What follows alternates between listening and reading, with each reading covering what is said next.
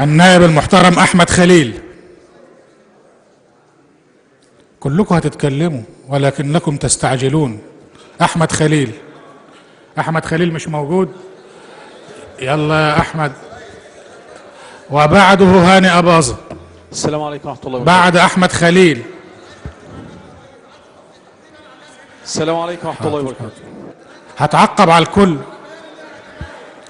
ستعقب على الكل.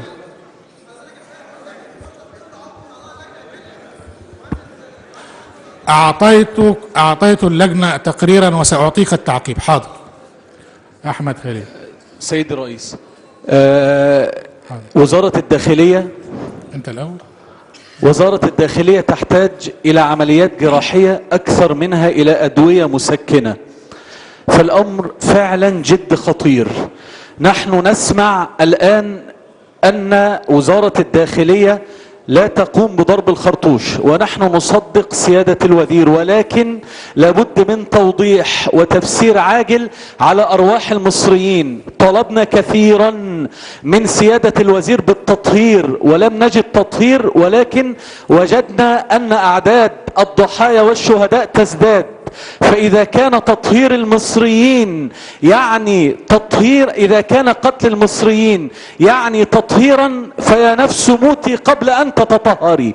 نريد تفسير سريع واضح لخطة السيد الوزير في إعادة هيكلة الداخلية.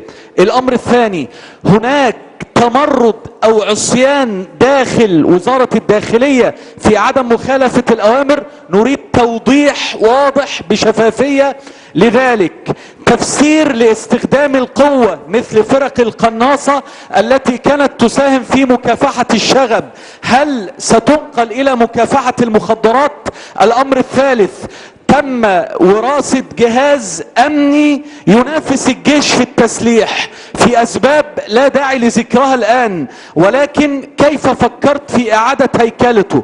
سجن العقرب، هذا السجن الذي ينافي كل الأعراف الدولية والأخلاقية، نريد تفصيل عنه عاجل. الأمر الأخير، نريد تفصيل كامل عن فاتورة تكاليف السجين محمد حسني السيد مبارك. من يقوم بدفع هذه الفاتورة عالية الثمن؟